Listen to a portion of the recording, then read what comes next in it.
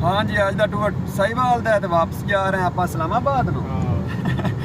Check करो जी, गड्डी जा रही है तो पता लेट लगे ਆਪਾਂ ਨੂੰ। छोटे छोटे क्लिप लेने से वीडियो बहुत अच्छी बनती है। अच्छा, मैं एक बार टोरी सी गड्डी, इस गड्डी के नाल जो असी वो आँदी ना थे मगर डब्बे के ना रखी गड्डी, मैं चल जान दे अज तो लाडो टोरी हुई गड्डी मैं नाल चेक कर। ये स्लो हो गई है तो उकाड़े रुकना है ना। नहीं, हले हाली स्पीड से जा रही है। तेरा इधर की है? अच्छा, ये बस वाले राह देता है। मेन रोड है जनाब, ये असी जनाब जा रहे हैं जीडी रोड ते ये लाहौर रोड है। कादराबाद केड़ा स्टॉप है? रोड है, लाहौर रोड नहीं ये है। किधर जा रहा है? ये डेपो वाला है, अब्दुल्ला ट्रैवल है। कई तरपाल का पता कर लो। जाने वाले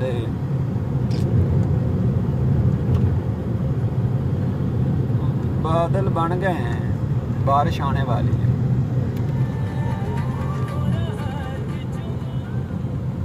कॉपीराइट आ जाए। हाँ, जैसे कॉपीराइट। हाँ, या वे सॉन्ग चले फौरन ही कॉपीराइट कर देंगे ने। नहीं तो लाइव दिखी थी।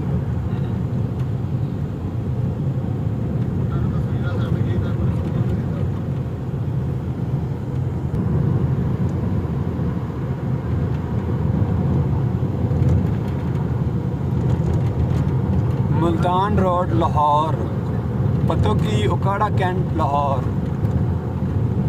उकाड़ा कैंट राइट साइड ते लाहौर 136 ते पतों की 58 किलोमीटर सफ़र है। इतों SEMH कैंट है जो। बारिश आने वाली है, बादल भी बन चुके हैं, मौसम ठंडा है और गाड़ी का AC चल रहा है। ड्राइवर हैं भाई जाज साहब, मालकां दे खर्चे तो चल रहा है।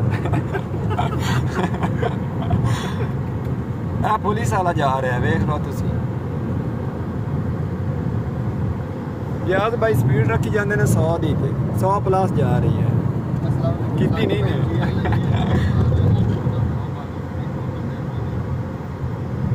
GLI गाड़ी है जिस पे हम जा रहे हैं, है मंगवी आपदी दी थी। आपदी दा नंबर की नहीं घर खड़ी है मोनी वाला कोल थे।